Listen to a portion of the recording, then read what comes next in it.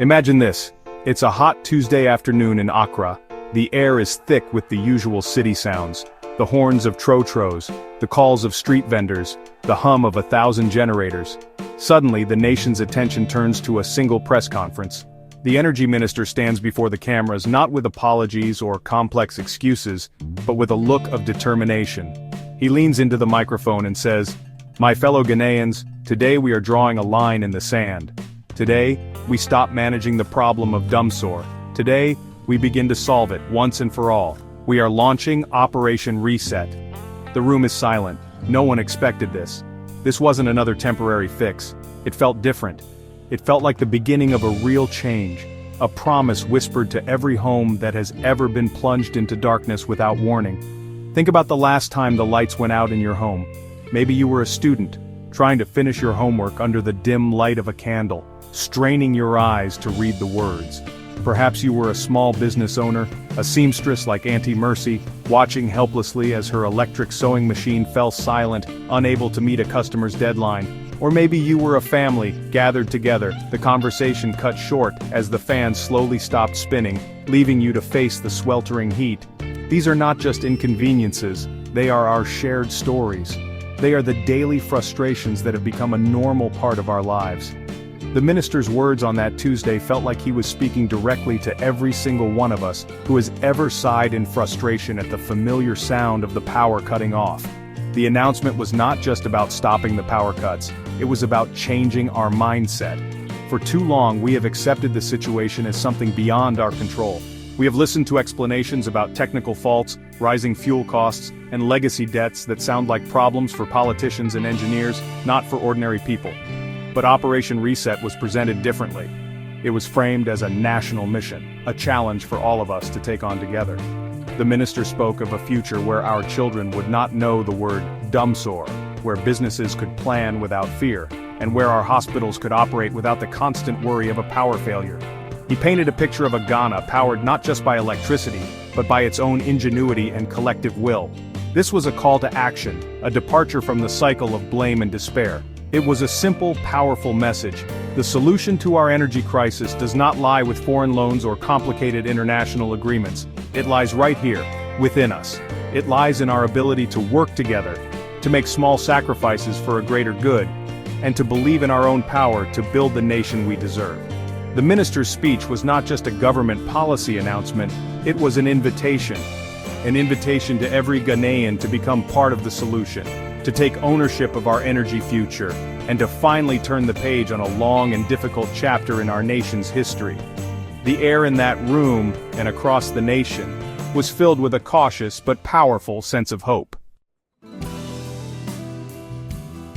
For years, Ghana's energy story has been a tale of immense potential weighed down by heavy burdens. We sit on vast natural gas reserves, and the sun blesses our land with abundant solar potential. Yet, our reality is one of struggle. The heart of the problem is a mountain of debt, a figure so large it is hard to comprehend. This debt did not appear overnight. It grew from a combination of factors: subsidies that made power artificially cheap, technical losses from old equipment, and commercial losses from illegal connections and unpaid bills. Every time power is generated but not paid for, this debt grows bigger, like a silent tax on our future. It chokes our power companies, leaving no money for maintenance, upgrades, or new investments. This financial crisis is not just a headline in the newspapers, it is felt in every corner of our lives. It is the reason the power supply is so unreliable.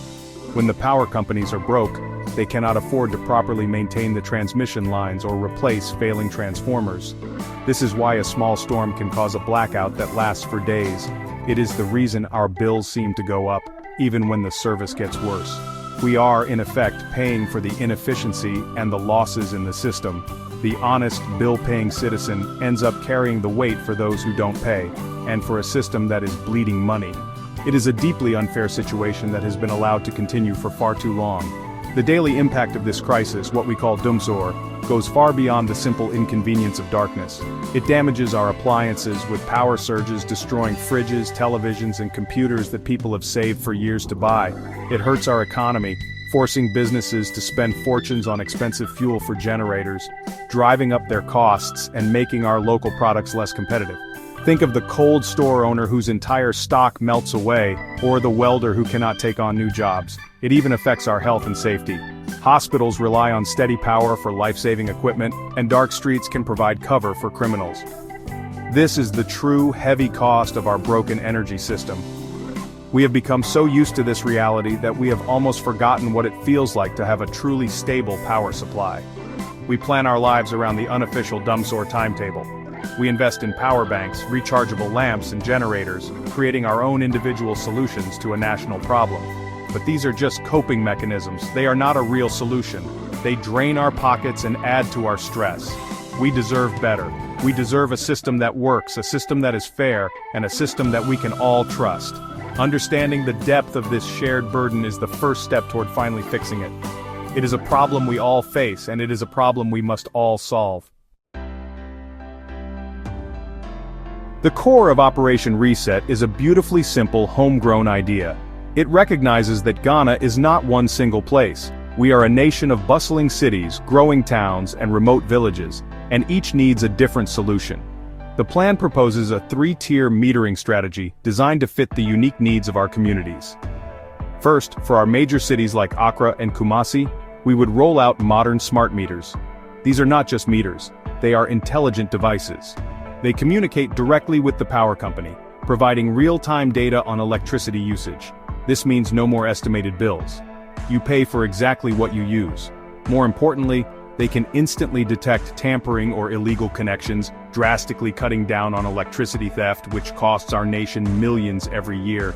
For our regional capitals and larger towns, places like Takoradi, Cape Coast, and Sunyani, the plan calls for the widespread adoption of prepaid meters. Many of us are already familiar with these, and they have proven to be effective. The logic is simple. You buy credit, you use power. When the credit runs out, the power goes off until you top up. This system puts the consumer in control of their budget and completely eliminates the problem of unpaid bills. It ensures that the power company gets paid for every kilowatt it supplies. This is not about punishing people, it is about creating a fair and transparent system where everyone pays their way, ensuring the financial health of our energy sector for the benefit of all. The third and perhaps most revolutionary tier is designed for our rural and remote villages, communities that are often the last to be connected to the national grid, if at all. Here, Operation Reset proposes a focus on off-grid solar solutions. Instead of spending vast sums to extend unstable grid lines over long distances, the plan is to provide households with affordable, standalone solar power systems. These systems could power lights, charge phones, and run a small appliance like a fan or radio. This approach doesn't just provide electricity, it provides energy independence. It empowers our rural communities, creating opportunities for children to study at night, and for small cottage industries to thrive, all powered by the free and abundant energy of the sun. This three-tier strategy is powerful because it is practical. It doesn't offer a single, complicated solution, but rather a flexible approach tailored to our reality. It tackles the biggest problems in our system head-on: inaccurate billing, electricity theft, and unpaid debts. By ensuring that every unit of power is accurately measured and paid for, we can begin to heal the financial wounds of our power companies. This isn't a foreign blueprint, it is a Ghanaian solution for a Ghanaian problem. It is a smart, fair, and forward-thinking plan that puts technology and common sense to work for the people, paving the way for a stable and prosperous energy future. So, how do we pay for this transformation? This is where Operation Reset becomes a true act of national unity. The plan proposes that we do it ourselves. Instead of taking on more loans and deepening our debt, we can fund this change from within. The proposal is simple: a small, dedicated monthly contribution from every household with an electricity connection. Imagine a contribution of just 10 Ghana cedis per household, every month. It is less than the cost of a couple of bottles of water or a plate of waki. Individually, it is a small amount. But collectively, it is a force for change. With millions of households contributing, this small levy would generate a massive fund every single month. This money would be placed in a dedicated, transparently managed, National Energy Reset Fund, with its accounts made public for all to see. Its purpose would be twofold. First, it would be used to systematically pay down the legacy debt that has crippled our power companies. Clearing this debt would free them to invest in the infrastructure we so desperately need: new transformers, stronger cables, and better maintenance. Second, the fund would directly finance the rollout of the new 3-tier metering system. It would pay for the smart meters in the cities, the prepaid meters in the towns, and subsidize the solar systems for our villages. We would be funding our own revolution, one small contribution at a time, with no strings attached. The benefits of this approach extend far beyond just keeping the lights on. It would create thousands of jobs for Ghanaians. We would need technicians to install and maintain the new meters, engineers to manage the smarter grid, and local entrepreneurs to support the off-grid solar industry. The data from smart meters would allow for better urban planning and more efficient energy distribution. Most importantly, it would restore fairness and trust. There would be an end to unfair mass disconnections that punish entire neighborhoods. Bills would be accurate and transparent. The relationship between the citizen and the power provider would change from one of suspicion to one of partnership. This is the future we can build. A future free from the frustration of Dumsor, powered by a system we own and have fixed ourselves. A future where our businesses can thrive, our children can study, and our nation can finally unlock its full potential. The plan is on the table. The path is clear.